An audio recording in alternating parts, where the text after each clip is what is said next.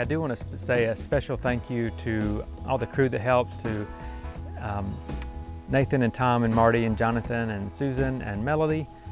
Thank you guys so much for helping out. Thank you also to all the people who have prayed for me during this time, and financially those who have supported the Siloam Home for Orphans and Widows.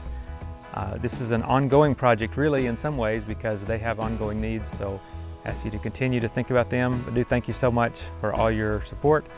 This was a big project for me. I've never attempted anything like this before, and I don't anticipate doing it again.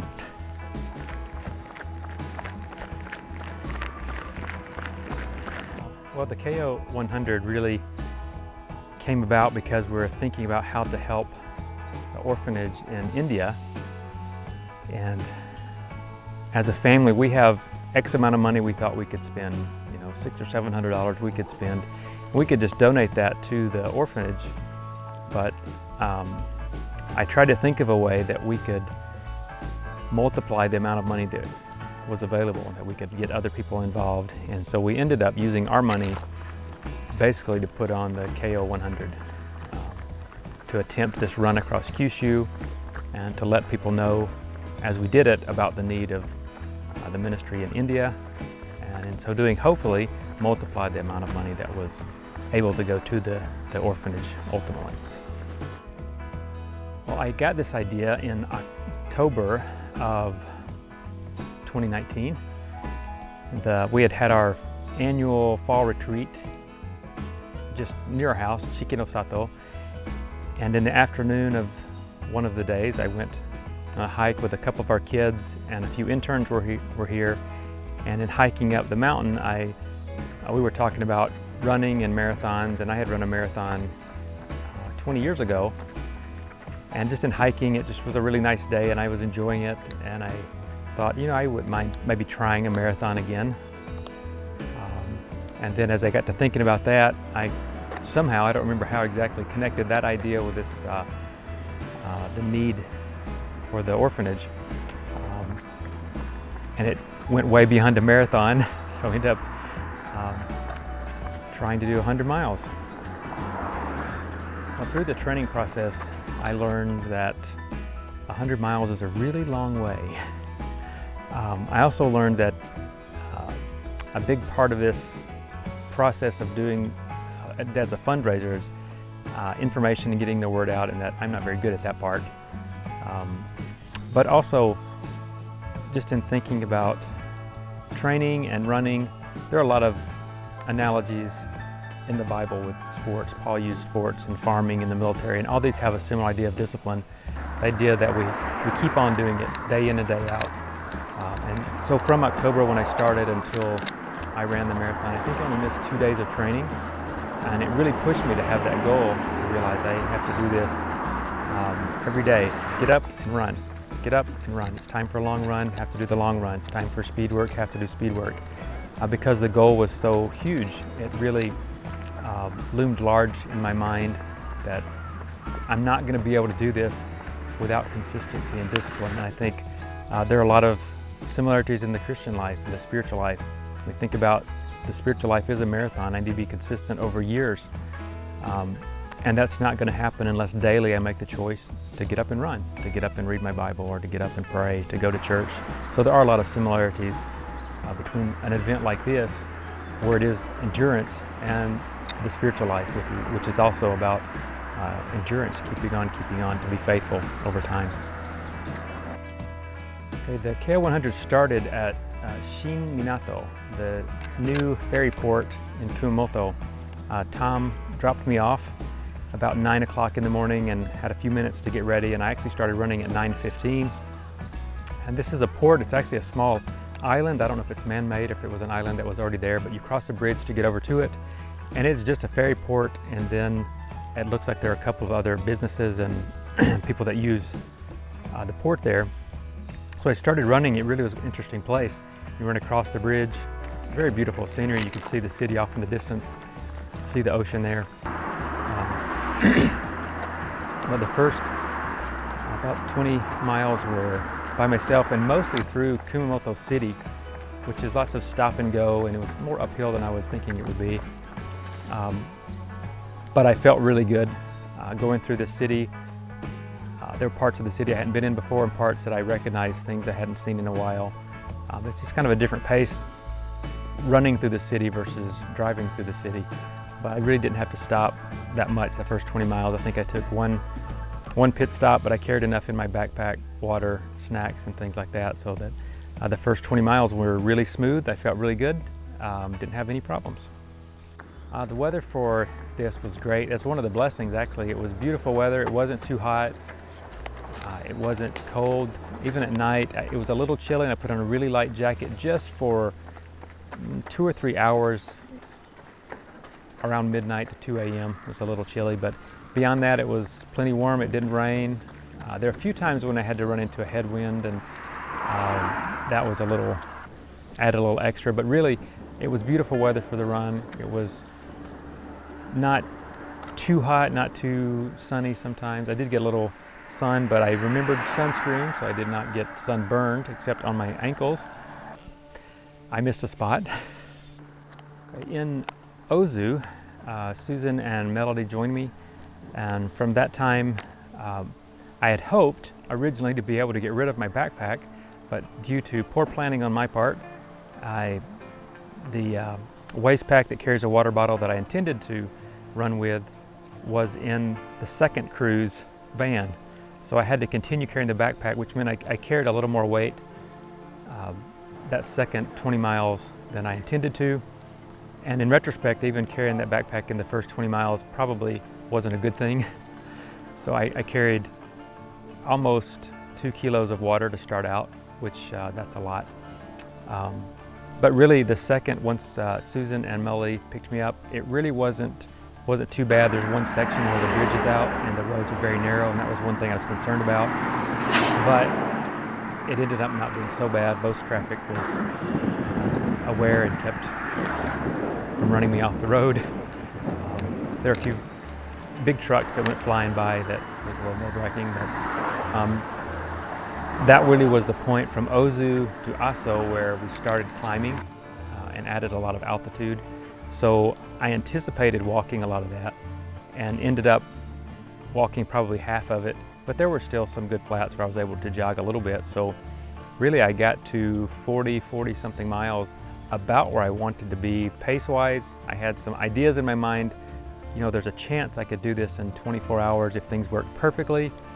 And I was maybe a little behind pace to do that when I got to Aso, but not too far. One of the interesting things about the terrain in Aso, it is a volcano extinct crater, and it's just huge. So the city is down in the crater, and in coming out of it, it was steep for a long time. So Marty and Jonathan picked me up as crew, switched out with Melody and Susan in Aso, and then we began this climb pretty quickly out of the crater, and that just took forever. I knew I was going to walk that from the beginning, but that just was a long way, just up and up and up, and then it was also starting to get dark. I still had a lot of energy, was doing okay, I felt like, but definitely that one climb, if you ever see the elevation, the terrain there, it was very steep. I think that's probably where I first got the signs that I might have knee problems. Yeah, once we were going up those steeper elevations, and particularly once we got out of Aso, and there's still a little more climbing after that, when I would see hills, I started thinking, are there more? And as everyone throughout the thing was, Marty and Jonathan, later Tom and Nathan, just kind of look at me with pity when, yeah, there's a lot more. And thinking about that and knowing I'm going to have to go through that, I was still, energy-wise, it felt pretty good, but as my legs started to hurt, part of what I thought is that I just don't want to not make it to the end. You know, so many people have contributed, whether it's financially or just encouragement or prayers, and the support team, 6 people helping get through this, and I really just didn't want to not finish for them. I think if it was just me, I would have quit probably about 60 miles out, but I really felt responsible and I wanted to get to the end.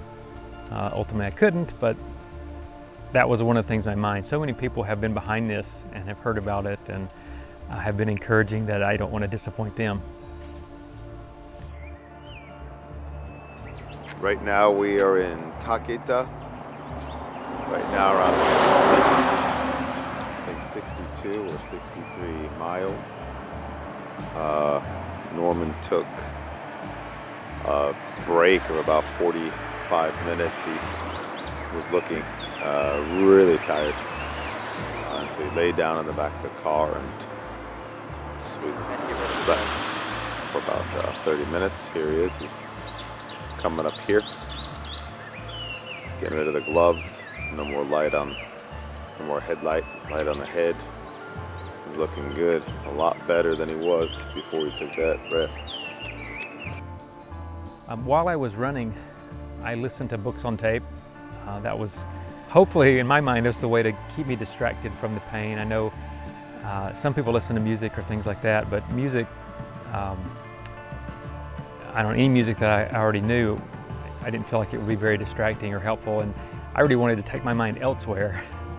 And I knew after I got tired, I wouldn't really be able to focus on anything important, so I didn't want to listen to anything too meaningful, so I just listened to some detective novels, and the first one was pretty good, except that the title of it was 61 hours, and it kept counting down the time. And I know at one time, saying 45 hours to go, and I'm going, no, no. So that was maybe not the best choice to pick. As I started this thing, I'd planned to stop for breaks about every 5 to 10 miles. And really in the beginning, the first 20 miles, I only stopped once for a true break. Then I had to stop at red lights a few times. And at the red light, I would pull out my backpack and grab a snack or something like that, and I could drink on the go. But once I met Susan and Melody, the breaks probably were every 1.5 miles or 2 miles. But then as I went further along with Marty and Jonathan, it became more like probably still every 1.5 miles for most of the rest of the run, which was good in some ways because as I got tired, it was encouraging and nice to see somebody there, but at the same time, you're stopping a little more often, you're slowing down. Even though some of the breaks were only 4 or 5 minutes, it still adds up over time, and that ultimately, I'm not sure if that was a good thing or bad thing that I stopped for those breaks. Toward the end, I would run a mile and then have to stop and ice my knee for 15 minutes and then run another mile, and that was a point where I knew that's just not going to work. I'm not going to be able to do that for 20 more miles. It would have taken me 20 hours at the pace I was going. The third crew started Saturday morning, probably, I lost track of time, but probably 6 to 7 a.m. And at that time, I just was ready to be done. I had had about a 30-minute nap since the start, and I just was tired, and I still was able to do okay going down some hills. But yeah, just really exhausted by the time they got there, and probably out of it. I know there were times 2 or 3 o'clock in the morning where mentally I could tell I would come into an aid stop and not really be sure what I needed to do, and just hoping that they knew what they were doing. So by the time Nathan and Tom got there, I was very tired. I still felt like I had decent energy, but I think the wear on my legs was definitely starting to feel that, and mentally probably starting to just be exhausted. Yeah, as I did this run, there were quite a few things that were kind of encouraging and neat, or just things to see. I know when I started out, just to see the ocean there and the mountains, it just was really beautiful. And I know there's a time later when I was in the mountains and we're coming over the top of the middle of Kyushu and starting to go down, and just some beautiful scenery. In the night, not so much. The very top of the mountain in Kyushu, it was dark, and you could just see a circle of light in front of you. And that was probably one of the hardest parts, was going through just seeing a circle of light for hours and hours, and going, what time is it? When is the light going to come up? But it was, when I could see, there were some beautiful places in Kyushu to see, and a lot of the run was through the mountains where it was really beautiful. Saturday morning, one of the great things that happened for me, I was running, I had changed shorts, And I had carried money so I could stop at a convenience store or something like that to get a drink or something along the way. But I had dropped off my backpack and my money was in my backpack and I didn't have my ID or anything, which was a mistake. But I had just for some reason stuck my hand in my pocket of my shorts, and I found 1,000 yen, basically $10 bill that I had left there earlier when I'd gone on a training run. It had probably been washed and everything, but it was hot and I was tired, so that Saturday morning I stopped and got a thing of ice cream. That was very refreshing, and really it was perfect timing to find that we had missed some money from one of my training runs, who knows how long before. You know, a long trip like this, you never know what's going to happen, but along the way, I think 3 times the crew said that the police stopped them and asked them what was going on. I know one time they had stopped and pulled over in the middle of the night, and it probably looked like someone had broken down, but they told them what we're doing, and there was this runner guy that was back there, and the police said, yeah, I saw that guy running back there. I think the second or third time, I'm not sure, we had stopped and I needed to take like a 30-minute nap early Saturday morning, and actually was almost in the police department parking lot. I think it was right next door, so they came over to check us out and see what we were up to. But never know what they're going to do. They may kick us out, so fortunately they didn't. At the very end, right before I finished, it was really great. I know Nathan and Tom were prepared to take me to the end, but Susan and Cameron showed up Saturday morning, and that was really great to see them. And then Cameron got out and ran with me a little bit. No, that is incorrect. Cameron walked with me for about 3 miles to end before I just couldn't do it anymore.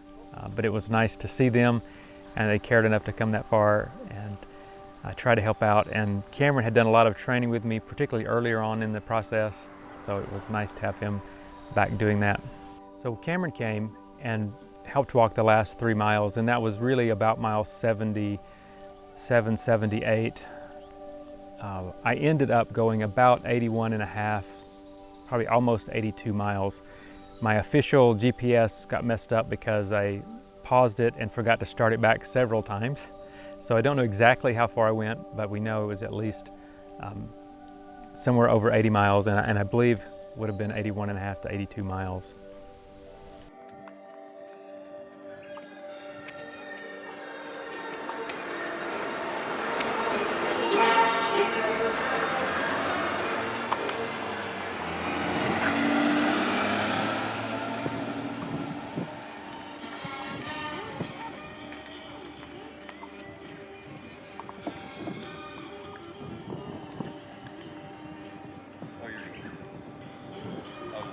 From start to finish, the whole process was almost exactly 30 hours. I think 29 hours and 50 something minutes from start to finish. That includes all the breaks. That includes, I took a 30-minute nap.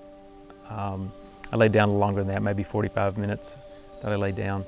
Running time, actual running time, I don't remember exactly what that was, but it was a really long day.